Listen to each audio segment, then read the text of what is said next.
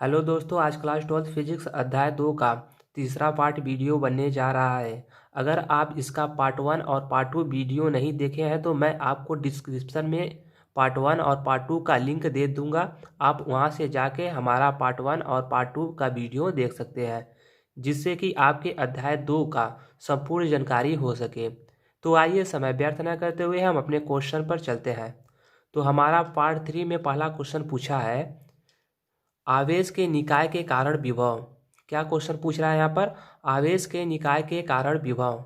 तो आइए हम इसका आपको एक बार परिभाषा बता देते हैं, फिर आपको चित्र के माध्यम से समझा देंगे, जैसे कि मैं आपको हर वीडियो में समझाता आ रहा हूँ। तो देख लेते हैं इसका परिभाषा। किसी बिंदु पर आवेशों के निकाय के कारण विभव उस बिंदु पर व्यय आवेशों के कारण विभवों के योग के बराबर होता है। एक बार मैं आपको फिर से पढ़ के बता देता हूँ। किसी बिंदु पर आवेशों के निकाय के कारण विभव उस बिंदु पर व्यय आवेशों के कारण विभव के योग के बराबर होता है। मैं आपको एक बार चित्र के माध्यम से समझा देता हूँ। हम चित्र में देखेंगे कि हमारा जो प्लस Q1 आवेश है और प्लस Q2 आवेश है, प्लस Q3 आवेश है और प्लस Q4 आवेश है और प्लस Q5 आवेश है।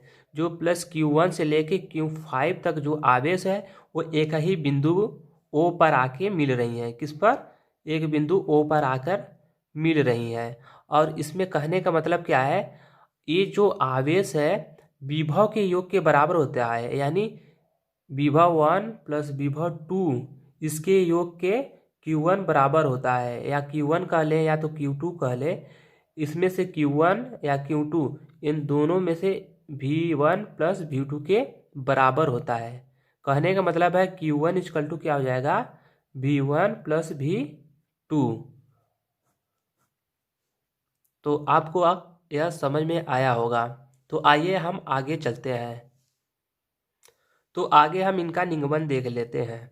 आगे क्या करते हैं, हम इनका निगमन देख लेते हैं। तो चित्र के माध्यम से हम देखेंगे। अतः किसी बिंदु पर प्लस Q1 और प्लस Q2 और माइनस Q3 तथा माइनस Q4 कूलाम के बिंदु आवेश से क्रमशः R1, R2, R3 तथा R4 मीटर दूरी पर हो तो उस बिंदु पर कुल विभव होगा। यानी कहने का मतलब क्या है, प्लस Q1 और प्लस Q2 और माइनस Q3 और माइनस Q4 क्या है, R1 यहाँ पर देखेंगे, R1, R2, R3 और R4 के R4 मीटर दूरी पर है। तो उन बिंदु पर हमें क्या ज्ञात करना है, विभव ज्ञात करना है। तो आइए हम देख लेते हैं हम कैसे विभव ज्ञात करेंगे। हम लिखेंगे क्या, V इक्वल टू क्या लिखेंगे, 1/4 पाई एप्सिलॉन नॉट। क्या लिखेंगे हम, V equal to 1/4 pi epsilon naught. और ब्रैकेट में हम क्या लिख लेंगे, Q1/R1 plus Q2/R2 minus Q3/R3 minus Q4/R4। इसका जो मात्रक होगा वो वोल्ट में होगा। विभव का मात्रक किस में होता है, वोल्ट में होता है, या जूल प्रति कूलाम होता है। तो आइए अब हम देख लेते हैं।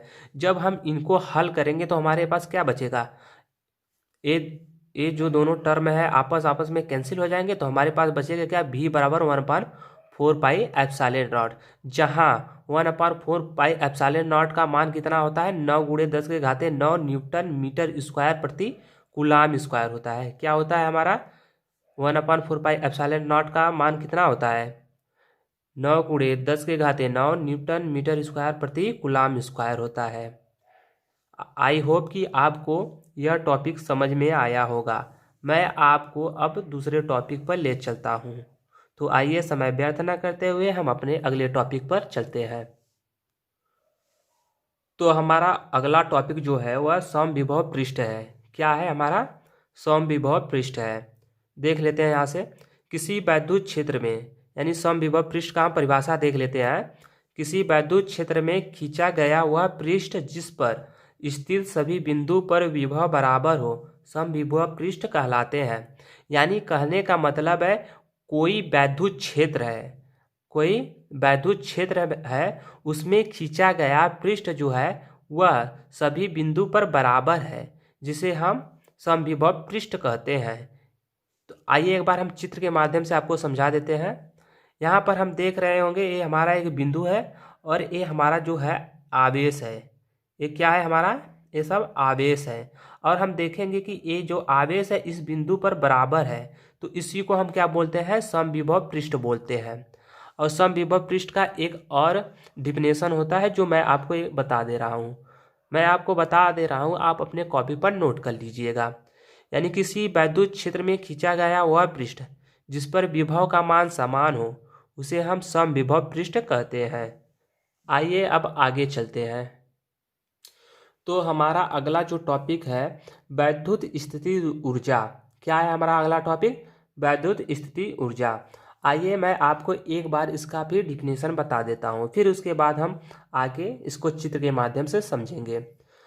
तो आइए परिभाषा देख लेते हैं। आवेशों के किसी निकाय की वैद्युत स्थिति ऊर्जा उस कार्य के बराबर होता है जो उन आवेशों को अनंत से परस्पर समीप लाकर वैद्युत स्थिति ऊर्जा उत्पन्न किया जाता है। यानी कहने का क्या मतलब है इसमें, आवेशों के किसी निकाय की वैद्युत स्थिति ऊर्जा उस कार्य के बराबर होता है जो उन आवेशों को अनंत से परस्पर समीप लाकर वैद्युत स्थिति ऊर्जा उत्पन्न किया जाता है। कहने का मतलब है, हम मान लेते हैं ए, यहाँ पर देखेंगे, मान लेते हैं कोई बिंदु है जो बी है, ये अनंत पर स्थित है। ये जो बिंदु बी है ये अनंत पर स्थित है और इस पर कोई एक आवेश है जो धन आवेश है।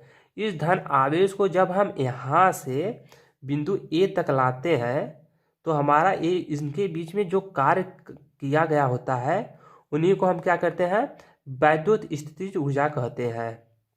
तो आइए अब हम आगे देख लेते हैं। इस आगे की परिभाषा दिया है, वैद्युत स्थितिज ऊर्जा को यूं से प्रदर्शित करते हैं। क्या हम किससे प्रदर्शित करते हैं, वैद्युत स्थितिज ऊर्जा को यूं से प्रदर्शित करते हैं। वैद्युत स्थितिज ऊर्जा एक अदिश राशि है। जो हमारी वैद्युत स्थितिज ऊर्जा है वह एक अदिश राशि है। इसका मात्रक जूल होता है। इसका क्या मात्रक होता है, जूल होता है। यानी वैद्युत स्थिति ऊर्जा का मात्रक जो होता है वह जूल होता है। तो आइए हम इसका अब निगमन कर लेते हैं। जैसे कि आपने थंबनेल में सही देखा कि मैं आपको निगमन एक ऐसे विधि द्वारा कराऊंगा जिससे कि एक छोटा बच्चा ही समझ सकता है। तो मैं आपको इस निगमन में बारीकी से सभी चीज़ों के बारे में बताऊंगा। तो हमारे वीडियो को ध्यान से देखते रहिएगा और हमारे वीडियो पर नए हैं तो हमारे वीडियो को लाइक करें और सब्सक्राइब कर लें, जिससे कि हमारे द्वारा बनाई गई वीडियो की नोटिफिकेशन सबसे पहले आप तक पहुंचता रहे। तो आइए हम आगे चलते हैं। आगे देख लेते हैं। माना कि दो बिंदु ए और बी, क्या है, दो बिंदु हमारे पास ए और बी है, जिन पर एक बिंदु ए पर प्लस Q1 है। क्या है यहाँ पर हमारे पे देखेंगे, ए बिंदु जो है इस पर प्लस Q आवेश है। क्या है हमारे पास, प्लस Q आवेश है। और दूसरे बिंदु पर बी, यानी जो दूसरा बिंदु बी पर है उस पर प्लस Q2 कूलाम का आवेश है। क्या है हमारे पास, प्लस Q2 कूलाम का आवेश है जो बिंदु बी पर स्थित है। फिर दो आवेशों से मिलकर बना है जो एक दूसरे से r मीटर की दूरी पर स्थित है। क्या है यह, एक दूसरे से, जो ए और बी है यह एक दूसरे से r मीटर की दूरी पर स्थित है। यानी इनके बीच की जो दूरी है r है। इस निकाय की स्थिति ऊर्जा ज्ञात करने के लिए मान लो कि प्लस Q2 आवेश बिंदु बी पर स्थित न होकर अनंत पर स्थित है। जैसे कि मैंने आपको पहले ही बता दिया, जो बिंदु बी पर आवेश है वह बिंदु ए पर न, यानी बिंदु बी पर न उपस्थित होकर वह अनंत पर उपस्थित है। कहाँ है, अनंत पर उपस्थित है। तो हम प्लस Q1 आवेश के कारण बिंदु बी पर वैद्युत विभव निकालेंगे। हम क्या करेंगे, जो ए बी है हम बी को इसके कारण यानी Q1 के कारण हम इसका विद्युत विभव ज्ञात करेंगे। तो आइए हम आगे के क्लिप में चलते हैं। तो हमारा जो आगे अगला है, अगला क्या हो जाएगा हमारा, V इक्वल टू हो जाएगा 1/4 पाई एप्सिलॉन नॉट Q1/R। क्या हो जाएगा, Q1/R वोल्ट हो जाएगा। मैं आपको इसको एक बार समझा देता हूँ कि हमारा यहाँ पर इतना कैसे आया। यानी 1/4 पाई एप्सिलॉन नॉट Q1/R होता है। R की कैसे यहाँ पर आया, जैसे कि हम जानते हैं कि हमारा जो वैद्युत विभव का सूत्र होता है, यानी वैद्युत विभव इक्वल टू होता है W/Q, यानी जूल प्रति कूलाम या वोल्ट होता है, या क्या होता है, वोल्ट होता है। लेकिन हम यहाँ पर देख पा रहे हैं कि हमारा जो ऊपर दिया है V=1/4πε0 Q1/R दिया है। यह कैसे आया है मैं आपको बता देता हूँ। चलिए आइए अब हम समझ लेते हैं कि V बराबर 1/4πε0 इंटू Q1/R वोल्ट कैसे होता है। तो हम जानते हैं कि V=W/Q होता है, और जो W होता है यह कार्य होता है। क्या होता है, कार्य होता है। जो कार्य का फार्मूला होता है, क्या होता है हमारा कार्य का फार्मूला, न्यूटन मीटर होता है। जो हमारा कार्य का फार्मूला होता है वह न्यूटन मीटर होता है, और जो अपान क्यू है यह कूलाम है। तो कूलाम को हम क्यू से प्रदर्शित करते हैं। तो आइए अब हम आगे देख लेते हैं। तो हमारा जो भी बराबर क्या हो जाएगा, 1/4πε0 Q1/Q2/R²। यह कैसे होगा मैं आपको बता देता रहा हूँ। यहाँ हम न्यूटन देखेंगे। न्यूटन जो है वह बल का मात्रक है, यानी बल का मात्रक एफ यानी बल को हम किससे प्रदर्शित करते हैं, एफ से। यानी बल जो होता है उसे हम एफ से प्रदर्शित करते हैं, और बल का जो सूत्र होता है 1/4πε0 Q1/Q2/R² न्यूटन होता है। क्या होता है, न्यूटन होता है। आइए अब हम यहाँ पर देख लेते हैं। तो हमने यहाँ पर वही चीज़ लिखा है, V=1/4πε0 Q1/Q2/R² मीटर लिखा है। मीटर जो है, यहाँ जो मीटर बच गया था मैं उसको यहाँ पर लिख दिया हूँ। फिर उसके बाद बटा के क्या लिखा हूँ, कूलाम। यहाँ पर क्या लिखा हूँ, बटा के कूलाम लिखा गया है। यहाँ से जो ये कूलाम है इसको मैंने नीचे लिख दिया है। फिर अब हम आगे देख लेते हैं। V= हमारा क्या हो जाएगा, 1/4πε0 Q1/Q2/R²। ये जो मीटर है ये किसका है, जो मीटर है इसे हम दूरी कर सकते हैं या लेंथ कर सकते हैं। लेंथ क्या होता है, दूरी होता है। दूरी को हम आर से प्रदर्शित कर रहे हैं। किससे प्रदर्शित कर रहे हैं, आर से। तो हमारा जो मीटर का है यहाँ पर आर हो जाएगा। क्या हो जाएगा, आर हो जाएगा, और बटा के क्यू हो जाएगा। जब यह क्यू ऊपर जाएगा, यानी मान लेते हैं हम नीचे 1 है, जब हम ऊपर इसको पलट देंगे तो 1/Q हो जाएगा। फिर 1 का गुणा जब हम आर में कर देंगे तो R/Q हो जाएगा। अब हम यहाँ देखेंगे, ये आर से एक आर कैंसिल हो गया, एक क्यू से, और यहाँ पर एक क्यू कैंसिल हो गया। तो अब हमारा क्या यहाँ पर बच गया, V=1/4πε0 Q1/R वोल्ट। यही जो हमने यहाँ पर पहले देखा था, V=1/4πε0 Q1/R वोल्ट, उसी को मैंने यहाँ पर सिद्ध किया है। क्या किया हूँ मैं, उसको यहाँ पर सिद्ध कर दिया हूँ। आई होप कि आपको यह समझ में आ रहा होगा। तो आइए हम आगे चलते हैं। आगे क्या है, वैद्युत द्विध्रुव की परिभाषा के अनुसार आवेश Q2 को अनंत से बिंदु B तक लाने में किया गया कार्य W। अब इसमें क्या कह रहा है, वैद्युत विभव की परिभाषा के अनुसार अनंत आवेश Q2 को क्या है, आवेश Q2 को अनंत से बिंदु B तक लाने में किया गया कार्य जो होता है वो W बराबर आवेश यानी Q इंटू विभव V होता है। क्या होता है, W बराबर आवेश इंटू विभव होता है, आवेश गुणे विभव होता है। यह कैसे होता है मैं आपको बता देता हूँ। यानी वैद्युत विभव = हमारा क्या होता है, W/Q। जब हम इस Q को इधर हम ला देंगे तो हमारा क्या हो जाएगा, यानी Q2 इंटू V हो जाएगा। क्या हो जाएगा हमारा, Q2 इंटू V हो जाएगा, और यहाँ पर W बच जाएगा। तो यही हम यहाँ पर इसको लिख लेते हैं। तो हमारा क्या हो जाएगा, W बराबर Q2 इंटू V हो जाएगा। फिर हम आगे चलते हैं।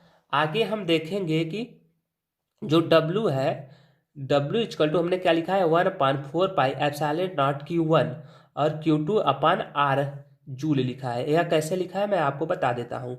ये जो V का मान है यहाँ पर देखेंगे हम, यहाँ पर V का मान है 1/4πε0 Q1/R वोल्टेज जो दिया है, मैं उसी को यहाँ पर V का मान रख दिया हूँ। क्या किया हूँ, V का मान रख कर मैं Q2 में गुणा कर दिया हूँ, तो हमारा क्या आ जाएगा, W=1/4 pi epsilon not Q1 Q2/R। क्या हो जाएगा, R या जूल होगा, इसका जो मात्रक होगा जूल होगा, क्योंकि W का यानी कार्य का मात्रक क्या होता है हमारा, जूल होता है। अब आगे हम देख लेते हैं। अब आगे क्या कह रहा है, आगे इसके कहने का मतलब है कार्य जो W है, यानी कार्य ही निकाय है। क्या है, कार्य जो है निकाय। Q1 + Q2 की वैद्युत स्थितिज ऊर्जा यूं है, जो कार्य है, यानी हम आपको चित्र में बताए थे, यहाँ पर क्या है चित्र में देख लेते हैं। जो हम चित्र में बताए थे कि अनंत बिंदु, यानी जो यहाँ पर अनंत बिंदु प्लस क्यू आवेश है, उसको हम जब ए बिंदु तक लाते हैं तो उस बिंदु तक लाने में जो कार्य करना पड़ता है उसे ही हम स्थितिज ऊर्जा कहते हैं। क्या कहते हैं हम उसे, स्थितिज ऊर्जा कहते हैं। वही यहाँ पर लिखा गया है, क्या किया गया है, यहाँ पर लिखा गया है। यानी हम W बराबर यूं लिख सकते हैं ना, क्योंकि भाई जब हम किसी आवेश को अनंत से बिंदु ए तक ला रहे हैं तो उनके बीच में जो कार्य करना पड़ रहा है हम उसी को वैद्युत स्थितिज ऊर्जा कह रहे हैं। इसलिए हमारा क्या हो जाएगा, W बराबर यूं हो जाएगा। तो आइए अब हम आगे देख लेते हैं। तो यहाँ पर जो W था, इसको इसको क्या किया हूँ मैंने, यहाँ पर रिमूव कर दिया हूँ, यानी हटा दिया हूँ। हटाकर हम W की जगह यूँ रख दिया हूँ, क्योंकि यूँ रखने का एक कारण है कि यह W के बराबर है, यानी कार्य के बराबर है वैद्युत स्थिति ऊर्जा, इसलिए हमने यहाँ पर यूँ रख दिया है। तो यूँ बराबर क्या हो जाएगा, 1/4 pi epsilon not Q1 Q2/R joule हो जाएगा। क्या हो जाएगा, जूल में हो जाएगा। अब हम, ये जो था हमारा इसका निगमन था, क्या था, वैद्युत स्थितिज ऊर्जा का निगमन था, जो यहाँ तक पूरा हुआ। यह किसका था, वैद्युत स्थितिज ऊर्जा का निगमन, ये हो गया पूरा। अब हम देखेंगे वैद्युत स्थितिज ऊर्जा की बीमा सूत्र। क्या देखेंगे हम, वैद्युत स्थितिज ऊर्जा की बीमा सूत्र जो होता है M(L)2 T⁻²। क्या होता है, M(L)2 T⁻²। क्या होता है, एक बार फिर से बता दे रहा हूं मैं आपको, M(L)2 और T⁻² होता है। क्या होता है, T⁻² होता है। यह कैसे आता है मैं आपको आगे बता दे रहा हूं। इसको मैं आपको एकदम बारीकी से हल करके बताऊंगा, जिससे कि आप अपने जीवन में कभी नहीं भूल सकते हैं। तो आइए हम अगले क्लिप पे चलते हैं। जैसे कि मैंने बताया कि मैं आपको जो बीमा सूत्र होता है इस प्रकार निकालना बता दूंगा, जिससे कि आप जीवन में कभी भी नहीं भूल पाएंगे। यह तभी भूल पाएंगे जब आप इससे वंचित न होंगे। आइए अब हम इससे आपको वंचित कर देते हैं, जिससे कि आपको यह बीमा हमेशा याद रहे। तो अब हम देखेंगे वैद्युत स्थिति ऊर्जा का मात्रक क्या होता है, जूल होता है। क्या होता है, वैद्युत स्थिति ऊर्जा का मात्रक जूल होता है। मैंने इसको एक बार पीछे भी बताया था, एक बार मैं आपको और बता दे रहा हूँ, जिससे कि आपको याद रह सके। फिर जूल बराबर हमारा क्या होता है, कार्य होता है। क्या होता है, कार्य का मात्रक जो होता है जूल होता है, या हम बोल सकते हैं जूल बराबर कार्य होता है। और कार्य का सूत्र क्या होता है, देख लेते हैं यहाँ पर हम। जो कार्य का सूत्र होता है हमारा, बल गुणे विस्थापन। विस्थापन को लंबाई भी, यानी जो विस्थापन होता है, यानी हम जब किसी चीज को विस्थापित करते हैं, यानी एक स्थान से दूसरे स्थान तक रखते हैं, तो उनके बीच में कुछ दूरी होती है, उन्हीं को हम लंबाई या लेंथ कहते हैं। क्या कहते हैं, हिंदी में लंबाई और इंग्लिश में लेंथ कहते हैं। जैसे मान लेते हैं हम, एक कोई हमारा वस्तु है और इसको हम यहाँ से उठा कर यहाँ पर विस्थापित कर देते हैं, तो यहाँ से जो यहाँ तक की जो दूरी है उसी को हम विस्थापन या लेंथ कहते हैं। तो अब आगे हम देख लेते हैं। जैसे कि जो बल का बीमा सूत्र, यानी जो बल होता है, यहाँ पर देखेंगे ये बल है, तो बल का हमारा बीमा सूत्र क्या हो जाता है, जो बल का बीमा सूत्र होता है M(L)T⁻² × L। क्या हो जाएगा हमारा, बल का हो जाएगा M(L)T⁻² होता है बल का बीमा सूत्र, और इंटू L। अगर आपको बल का बीमा सूत्र ज्ञात होगा तो आप यहीं से वैद्युत स्थितिज ऊर्जा का बीमीय सूत्र निकाल सकते हैं। तो हमें मालूम है कि बल का बीमीय सूत्र जो होता है m/L(T)⁻² होता है, और विस्थापन है जो वो लंबाई है, तो इसलिए इंटू में L लिख दिया। अब हम क्या कर रहे हैं, इस L का गुणा इसमें जब कर देते हैं तो हमारा क्या बन जाएगा, m/L(2) और T(−2) हो जाएगा।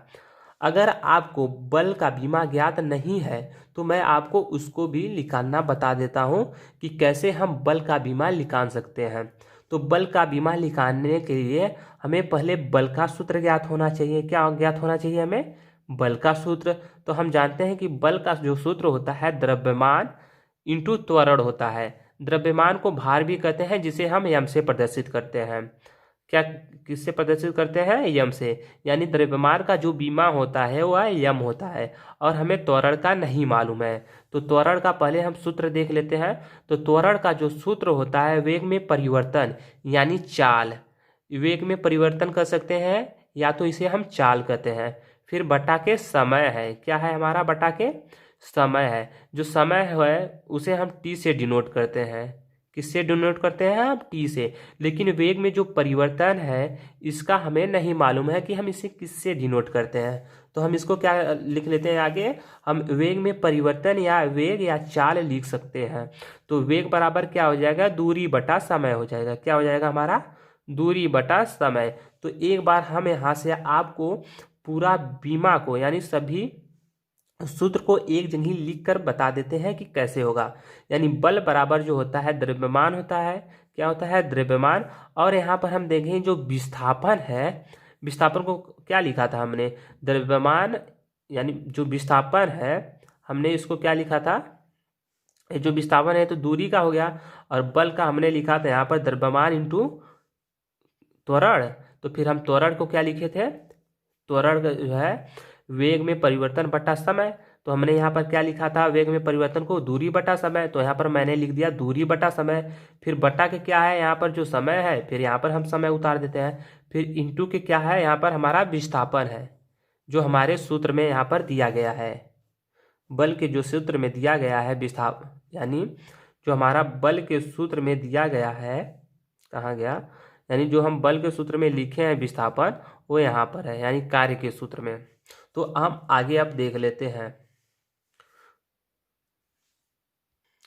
सॉरी, हमें यहाँ थोड़ा सा लिखने में गलती हो गई है, तो मैं इसे काट के यहाँ पर हम कार्य बना देते हैं। क्या बना देते हैं, कार्य, यानी W को बना देते हैं।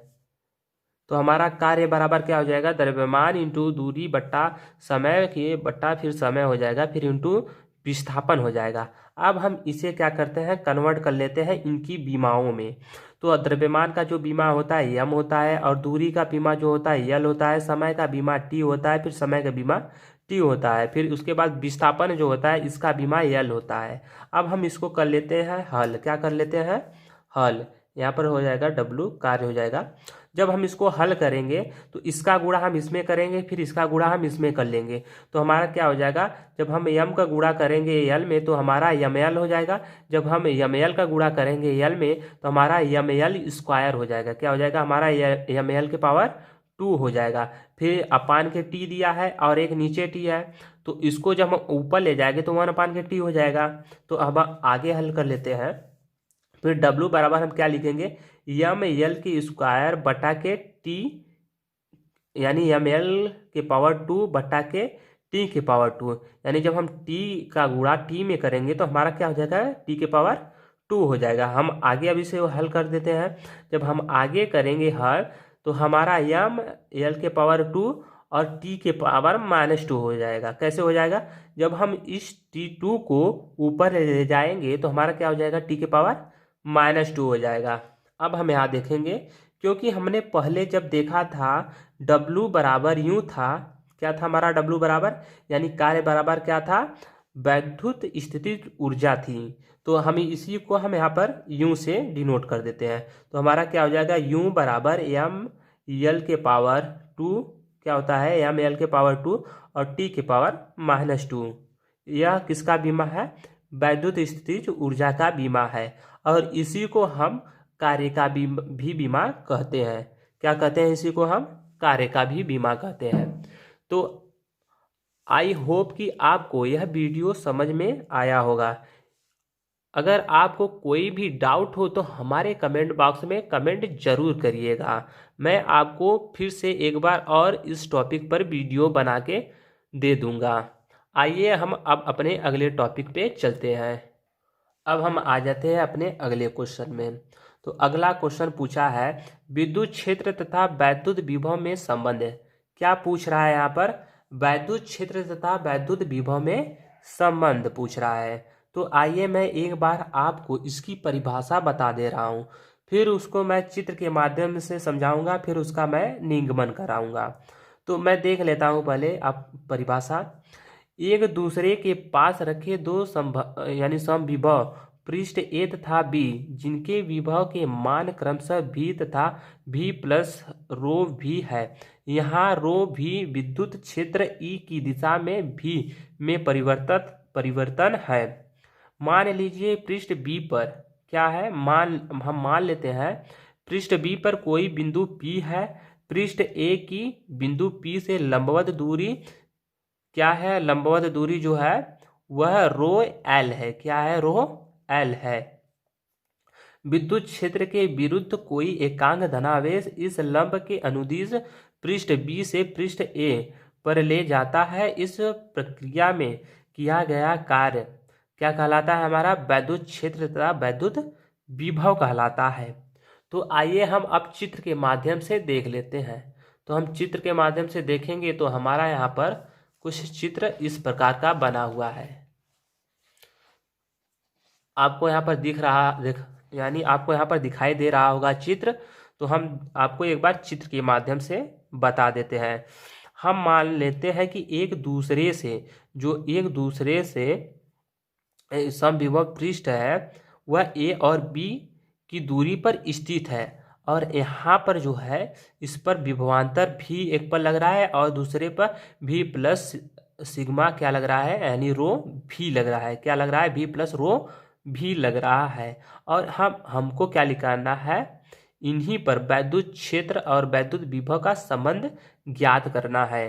तो अब हम यहाँ से अपना आगे का टॉपिक बढ़ा देते हैं। तो यहाँ पर हम देखेंगे यह कार्य विभव भी ए माइनस भी बी के बराबर है। क्या है? यह विभव माइनस भी ए और भी बी के बराबर है। यानी जो एक बिंदु यहाँ यानी बिंदु ए से बिंदु पी तक जो आवेश को ले जाने में किया गया कार्य होता है वह विभवांतर के बराबर होता है। किसके बराबर होता है? विभवांतर के। तो अब हम यहाँ पर देख लेंगे ये जो ब्रैकेट में ई है और रो एल इक्वल टू भी माइनस ब्रैकेट में भी प्लस रो भी, फिर ब्रैकेट क्लोज है, फिर उस ब्रैकेट क्लोज है। जब हम इसको आपस में गुणा कर देंगे तो ए बी और ए भी इससे कैंसिल हो जाएगा और हमारे पास क्या बन जाएगा? ब्रैकेट में e rho L equal to minus S भी बच जाएगा। फिर उसको हम क्या करते हैं, जब हम इस रो एल को इस बगल ले जाते हैं तो हमारा क्या हो जाएगा, यानी ई इक्वल टू यानी वैद्युत क्षेत्र ई इक्वल टू हमारा हो जाएगा माइनस रो भी अपान रो एल हो जाएगा। क्या हो जाएगा? रो भी अपान रो एल हो जाएगा। आई होप कि यह आपको समझ में आया होगा। तब मैं अब अब हम अगले टॉपिक पर चलते हैं। तो हमारा जो अगला टॉपिक है कुछ इस प्रकार है। तो अगले टॉपिक में पूछा क्या है? आवेश के निकाय की स्थितिज ऊर्जा। क्या पूछा है हमें? आवेश की निकाय की स्थितिज ऊर्जा पूछा है। यानी इन निकायों की हमें जो चार कोना है यानी तीन कोनाएं हैं इस पर हमें इन्हीं निकाय की स्थितिज ऊर्जा को ज्ञात करना है। क्या करना है? ज्ञात करना है। मैं एक बार आपको इस परिभाषा को पढ़ के बता देता हूँ, फिर आपको चित्र के माध्यम से समझा देता हूँ। आइए तब हम देख लेते हैं। यदि किसी निकाय के दो या दो से अधिक आवेश है तो आवेश के प्रत्येक युग्म की वैद्युत स्थितिज ऊर्जा ज्ञात करके उन्हें बीजगणितीय विधि से जोड़ देते हैं। क्या करते हैं? उन्हें हम ज्ञात करके बीजगणितीय विधि से हम जोड़ देते हैं। उदाहरण के लिए यदि तीन आवेश Q1 minus Q2 plus Q3 एक त्रिभुज के तीन कोने पर है तो निकाय की वैद्युत स्थितिज ऊर्जा हमें ज्ञात करना है। हम मान लेते हैं जो एक Q1 है एक इस त्रिभुज के कोने पर है और Q2 जो है इस त्रिभुज के कोने पर है। जो माइनस Q2 है एक यहाँ कोने पर है और एक माइनस Q3 इस कोने पर है ऊपर की तरफ, और इनके बीच की जो दूरी है वह R है। क्या है? R है। अब हम आगे देखते हैं। आगे हमारा क्या हो जाएगा, वैद्युत स्थितिज ऊर्जा यूं बराबर हो जाएगा 1/4 pi epsilon not Q1 bracket में माइनस Q2 अपान R12 हो जाएगा, जो उसकी दूरी है।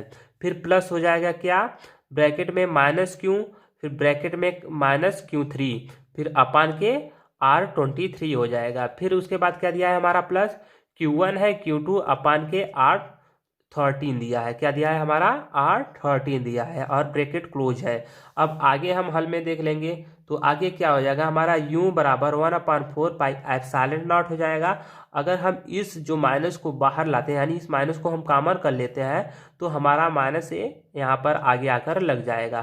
तो हमारा क्या हो जाएगा, माइनस Q1 Q2 अपान R12 हो जाएगा।